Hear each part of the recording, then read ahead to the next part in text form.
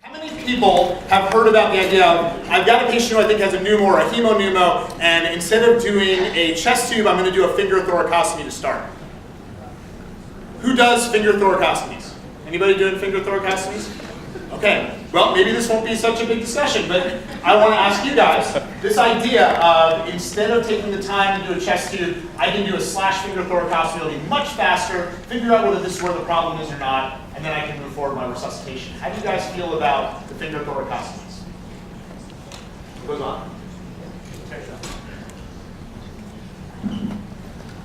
So I think that entering the chest is important. I think that many studies show using a needle to get in there doesn't work. It doesn't reach, you don't put it in the right spot. But I'm not sure if finger thoracostomy is really the answer. I want to know how many programs out here, your residents do enough chest tubes, and you're happy with the number you do.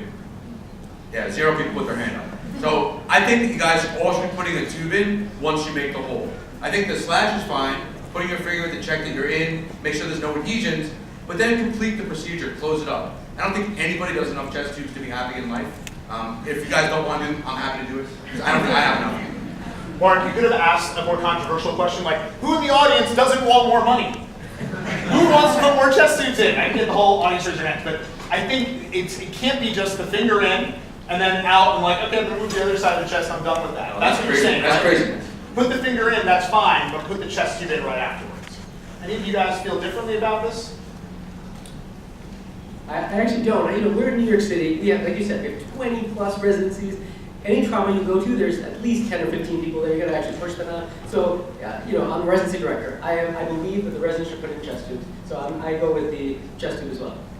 All right, well, Laura, let's say that I pick you up, I move you out of the 5 boroughs, and we're in Kansas, and not like in Topeka. Is that a city in Kansas? Is that a real place? I don't know. Is anyone from Topeka, Kansas? So it doesn't make sense. Okay, so let's say that we're in a made-up place an hour outside of Topeka, and somebody rolls in and they got shot by mistake, and now they're with you. And you're a lone provider.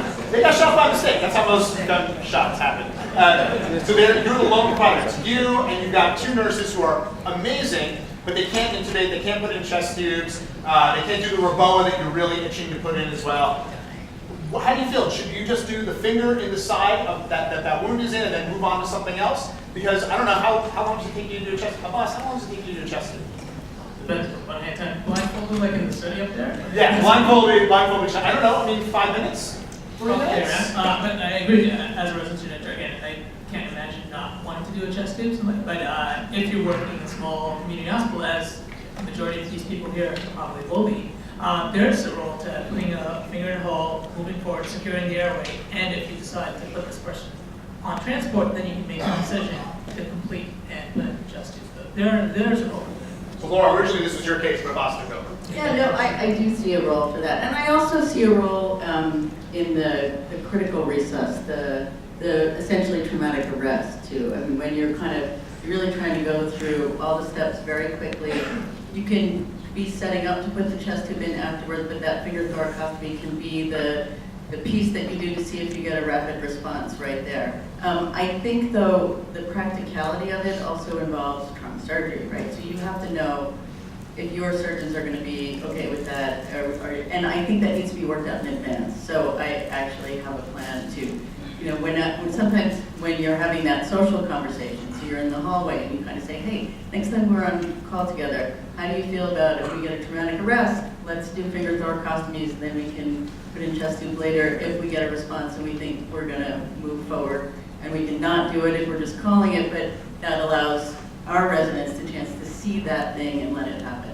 So that's a plan I have. It hasn't happened yet. But With the exception of Dr. Simon, who's up here, I think most of us would agree that the part of the chest tube that takes the most time is the tying and securing. Does everyone agree with that? I find that when I have to actually tie and secure a chest tube, all 10 of my fingers become thumbs simultaneously, and I have no idea what I'm doing. But if we're just talking about getting the tube into that space, that doesn't take very much time. You guys agree?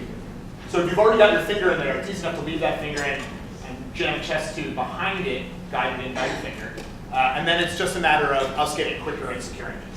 That is actually nothing else to say. Once you have your finger in there, you know where the hole is. If you take your finger out, you may lose it and have to put in another track. That's another hole you don't want to have to put in. Additionally, if you tell a trauma surgeon that you want to do a finger thoracostomy, they're going to say, what's that? That's not ATLS. So if you want street coverage of trauma surgeons, you should never use that word finger thoracostomy. But we have to think of a better word for it. Finger in the holy and wiggle around. Is that, I think Dr. trauma Simon, would is that respect you much acceptable? more if you said it, yes. I don't know, Dr. Simon taught me about trauma, so I feel like I would never say that. That I'm going to stick my finger and just wiggle around a little bit. A pearl for what you brought up regarding situating the tube and the amount of time that it will take. What you can do is the ET tube holders that have stickies that people put on the face, the little tight thing. You can just put that on the chest. And I don't know, Dr. Has Simon, anyone shooting done that before? Has anyone in this room done that before? If you're There's a from lot Staten of Island, it really doesn't skinny count. people in Staten Island that think Yeah. it's around them. Has anyone else done that before? All right, boss, that's our pearl today. A boss wins a face shield or something. I don't know. That's awesome. I've never even thought of that before. I'm gonna practice today. Someone's getting the chest tube at NYU tonight. That's all I'm saying. Boss, you need to make a podcast before Weingarten gets to us. All right. Any other thoughts on finger thoracostomies, chest tubes before we move on to our second topic, guys?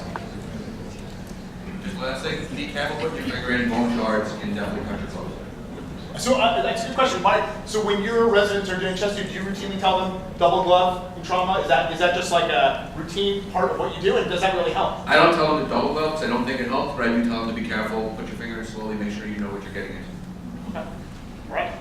All right, so our second topic that we wanted to touch on was mass transfusion. And I would like, we put mass transfusion protocol in the emails back and forth, but I want to take the word protocol out of it. You guys are at 4 different hospitals. You're going to have slightly different protocols in each place, but that's not what I want to talk about. I want to talk about when you're working, what triggers in your mind? You guys all started practice before massive transfusion protocols were in all of these places. So what makes you trigger and say, this is a person who's going to need a large volume blood resuscitation? Coach, why don't we start with you? Yeah, so I'm coming from our Elmhurst Hospital in Queens, where we use more blood products than any other city hospital. So I think that might be notorious, because I think our problem right now is if somebody has a low blood pressure or they're tachycardic, someone yells out MTP, and all of a sudden we're giving them blood. And I think we are mixing up, is there ongoing bleeding that we need a massive transfusion protocol, or do they lose a good amount of blood that if we give them a little bit, they'll just stabilize again? And I think we've kind of blurred those lines completely, and so we're wasting a lot of blood, in my opinion. So what triggers for you? So you have a patient who comes in, you're called, I got a gunshot wound to the arm, the chest, wherever it is. And the person comes to you, they're tachy 120, their blood pressure is 80/40. What is, in your mind, triggering you and saying, I need to do massive transfusion? So I use the simple rule of the shock index, right? If the heart rate's more than the blood pressure, it's gonna make me think, do I need blood? But then, you gotta ask yourself, is there ongoing blood loss or not, right? If they had a gunshot wound to their arm, they bled a lot in the scene, but they're not still bleeding, then I might not trigger massive transfusion, if that makes sense. There's also the ABC rule. I don't know if you guys are familiar with it, but check out MD Cal.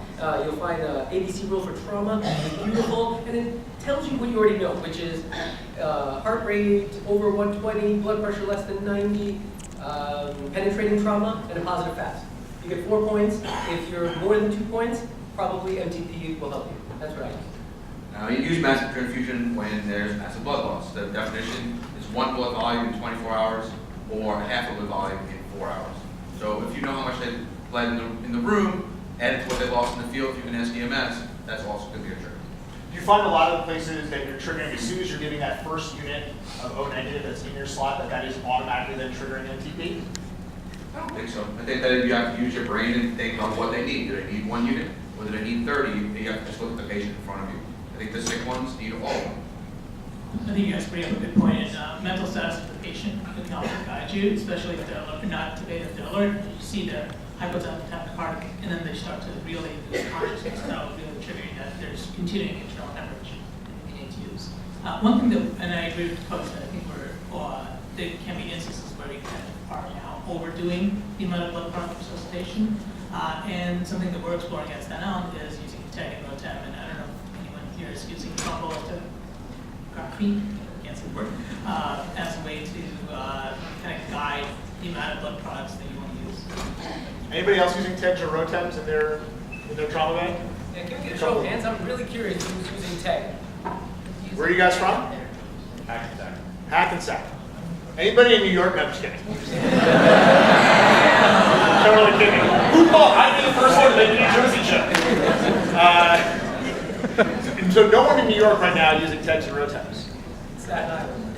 Staten Island. Well, no, sorry, not yet. We're exploring it. Some of the challenges we face that it has to be done in the lab. There's a lot of logistic issues, and you have to be doing enough of it to justify using it. It's a lot of calibration, a lot of resources for it. So just to echo the same basic things that you guys are saying, also though, we have an automatic trigger at the 4th unit of blood that you use, so if you somehow haven't thought about it, which you should have, but if you order your 4th unit, but we have 4 units in our trauma bay, so you just pull that out of the fridge, and if you use all 4 of them, you automatically trigger your RMTP. But similarly, it has to be, there's trauma for me is a tension between the kind of routine, I do the same thing every time, and no, I actually have to look at the patient. So if the patient is remaining tachycardic and maybe their blood pressure is not so great, but they really have only a gunshot wound in the arm, then I gotta ask why are they still that way, and then maybe have to resurvey them, see if I missed something. But it's that tension between everything the same way and also look at the patient. So 4th unit, if you haven't already thought about it, your hospital's automatically triggering. I think that seems pretty reasonable to everybody. When are you triggering TXA? Are you guys all using TXA in the traumas? Okay, so we can agree on that. When are you triggering it? Is it, I've given 1 unit, I'm giving TXA? Because, Billy brought up, if they're outside 3 hours, but we live in New York, if anyone took more than 3 hours to get to the emergency department, what the hell were you doing? Unless you're in crosstown traffic, which that's fine. But otherwise, we should be getting them before that period of time. So are you guys, what is your trigger for TXA? I think it's anybody you think is bleeding. I think if it's a peripheral wound and it's stopped, that's fine. But if they have a chance of bleeding in the belly or a chance of bleeding any place you can't find it, then you should be giving it. It's a relatively benign drug. It doesn't do very much harm. Yeah, same with us. I think the issue is really remembering to give it, and so we have it on our MTP protocol. So as soon as you get the sheet to go to the lab to get the blood, it says on there, don't forget to give TXA. We just gotta remember. And I really like Billy's tip, gram of Ancef, gram of TXA. I don't know if you guys, Jenny and I were sitting over here, we're like, that's brilliant, because I can't remember that dose, but now I don't think I'll ever forget it. Because I know I have to give a gram of Ancef to everybody who comes in with a scratch on them. So gram of Ancef, gram of TXA, pairing those things. The other thing, we're talking mostly about major trauma here, but I love TXA for local bleeding. You have like bleeding in the mouth or wherever it is that it's in the way, you can't get, just soak something in TXA and put a little pressure on it, and it's really helpful. I actually had a case just yesterday. A guy came in, he had a wart removed. It was a big wart. It was a kind of little Kings County wart. And he was bleeding out. He actually had a whole entire pen full of blood. I gave him TXA and he wasn't bleeding 20 minutes later. It actually really works great for peripheral pain. Works on your own blood vessels. So it sounds like the only drugs you actually need to carry are TXA and ketamine. We just have TXA, we'd all be happy. I mean, we'd be happy. Anything else on MTP? So I had a couple of follow-up. Calcium. So I've got a patient, I've got a gunshot wound to the chest. I've activated my massive transfusion protocol. When do I give calcium?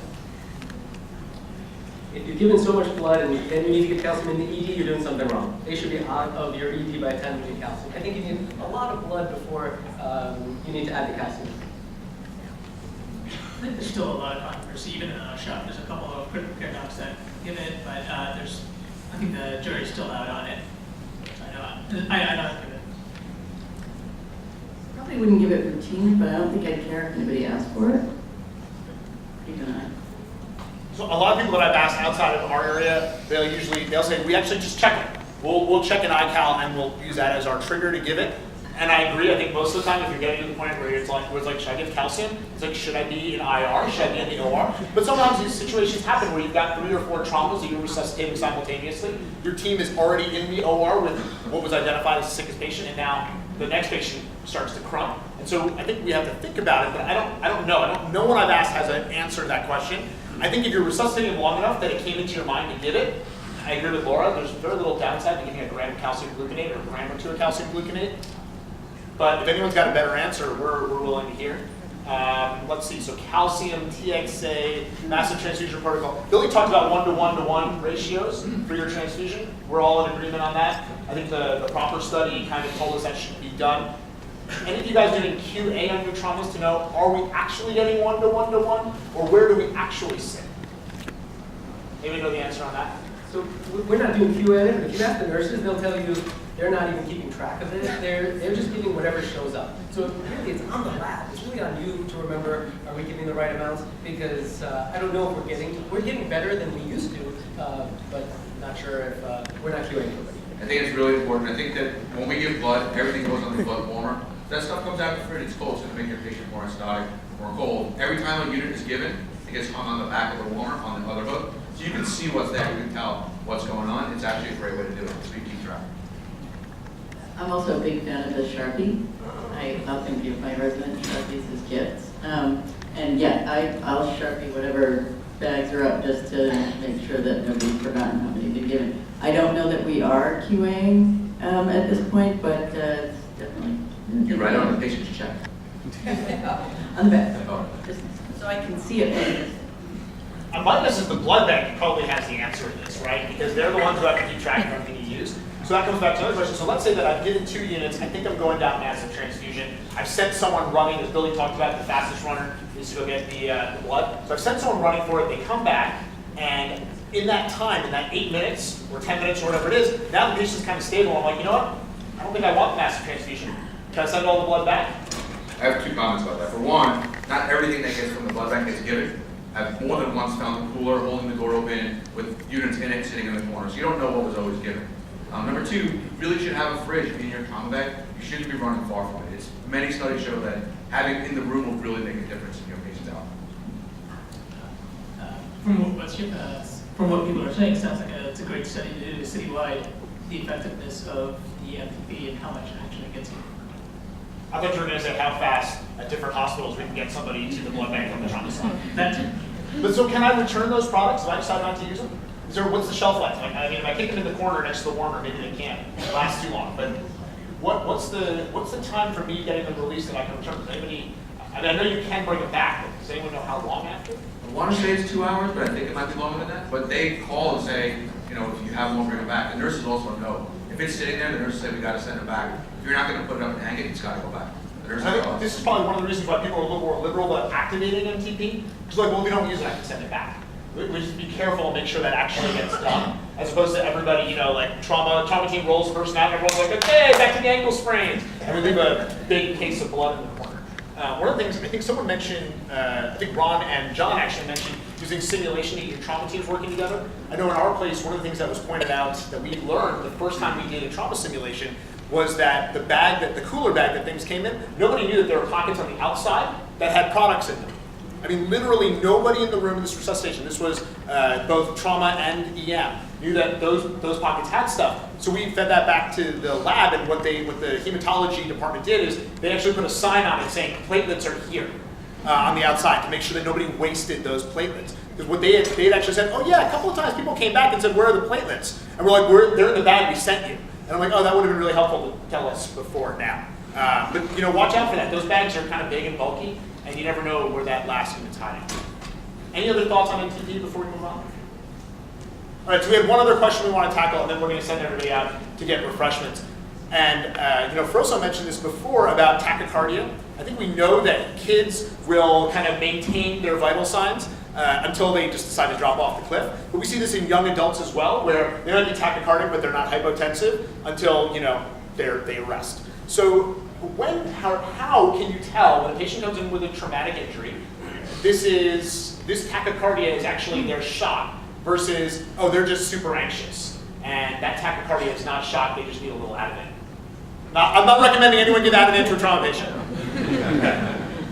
What are you guys' thoughts on this? Is there something that helps you to set these two apart? I think every trauma patient's out of it, but I think that it's hard to tell. I think you should think about everything. Think about other causes like cocaine, acidosis, whatever else they could be doing. I think you have to think about all those things. I think when it comes down to it, if you're pretty sure or you really think they're not hypotensive or they're not bleeding and you think it's just anxiety, then give them 1 milligram of Ativan. Really, Ativan doesn't hurt anybody. Anybody want to take the opposite position of Ativan doesn't hurt anyone? Everyone. Well, I'm not. That's too obvious. I want to say a big thing for me is variability. So and consistency across the board. So when I see someone maybe who's tachycardic and overtly anxious, but looks well, maybe their blood pressure is okay, or they give me that feeling that they're okay, but they're also, it's tricky, but sometimes I'll wait a little. I'll just take that little extra wait, and see, does it get better and worse? So for me, if you're in shock, you shouldn't come, have your heart rate get sort of normal and then come back up. Or in particular, I can think of a case I had recently where a child was hit in the neck with a football, and it was very unclear at first whether this was somebody who we're getting ready to intubate, but it kept getting better and worse, and I kept thinking, well, that shouldn't be happening. So then I got the ultrasound in his neck. There's no edema, there's no crackness, there's nothing. I'm seeing the cords move. I'm like, okay, he's still in a lot of distress, but this doesn't look like the bad thing that I think it is. So that's when I kind of take that, wait another 5 minutes. But you're worried. I was worried. The whole time it turned out well. It was good, but scary. But I also felt like it just shouldn't be doing this. It shouldn't be getting better and worse and better and worse. So you're not going to pull the trigger on either the intubation in your case or the transfusion in that patient. You're going to have to be really vigilant, right? You're going to be on top of that patient. It's not like, I'm going to go get a cup of coffee, I'll be back in 10 minutes to reevaluate, and so you're on top of it. I was at that bedside every second for probably an hour. I think it's a very challenging case, and these are cases that I've suffered myself, resuscitated many patients that are probably just anxious, given blood products or CAT scans, and a lot of more anxious trauma patients than not. But as far as giving Advent, I'm not sure if I have the cojones to do that. Just give him ketamine. It's fine. Well, I think 1 milligram Advent is going to do very little, almost input. It's going to make them drowsy and relaxed. I don't think it's 1 milligram is going to put anybody to sleep, unless you're a child, obviously, or a small size. But 1 milligram Advent, crap, I take one of them, I click off. Let's also remember where this is coming from. Mark isn't someone who's been practicing for the last 6 days and it's like, I just give Ativan to all my trauma patients. It's someone who has an extensive amount of experience with traumatic injuries and making that assessment. So he's not walking into an ambulance bay, looking at the 13-year-old who's tachycardic with a gunshot wound in their arm and be like, just give him one Ativan and come get me in a little bit. It's a full, thorough assessment, at the end of which then he's saying, I don't think that this is massive blood loss going on. I think the patient's really anxious. Let's treat that anxiety. I don't want to put words in your mouth. It's not the first thing I would do. But if you get down to the end and you're unsure and there's nothing else you can find, I don't think it's a bad diagnostic. I want to say, though, not the opposite, but related, tangentially, is irritation. If I am irritated by the patient, I tend to do that. Right? Because I think I'm annoyed, I want to dismiss it, and so then I tend to go a little extra step more, and sometimes I'll scan or do whatever to somebody who ends up having nothing, but I think I was so irritated that I might have missed something, so irritation factor. I want to take a slightly different approach. I think we should talk to EMS a little bit more. I think we sometimes ignore the clinical history. So if someone falls 2 or 3 stories, and then we're rechecking the blood pressure, rechecking the heart rate, it doesn't make any sense, right? If they really have a significant injury, we should believe the vital signs, we should believe the patient. If they just look anxious, it might be because they're air hungry, right? So we have to talk to EMS, get a good history, and that's how I kind of decide, am I believing this patient or it's bullshit?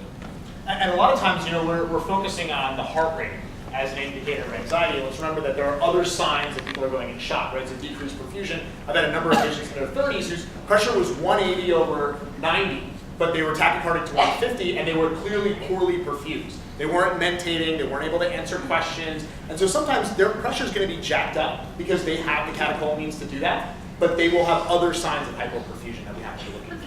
It's just like alcohol withdrawal. We don't just hone in on tachycardia, we look for other signs of withdrawal too. I want to ask, is anyone using end-tidal CO2 as a way to set perfusion markers? Anyone using end-tidal CO2 as a perfusion marker in trauma? Mike is. Is anyone using the RASI score, the respiratory adjusted shock index? I use both. Is Lincoln in general I also using that? developed both, so. What's that? Is Lincoln in general using that now? No. We're waiting. All right, so unless there is a pressing question either from the panel that came up in the morning that needs to be answered, we will take a break. Please visit the vendors outside, say hello, grab coffee, grab bagels, and we will be starting back at 10:45 on the dot. Remember, that's going to be Dr. Weinstock's keynote. You do not want to miss it. Thank you, guys. And QR code also, get friends being here, get entered in the drawing, scan your QR code.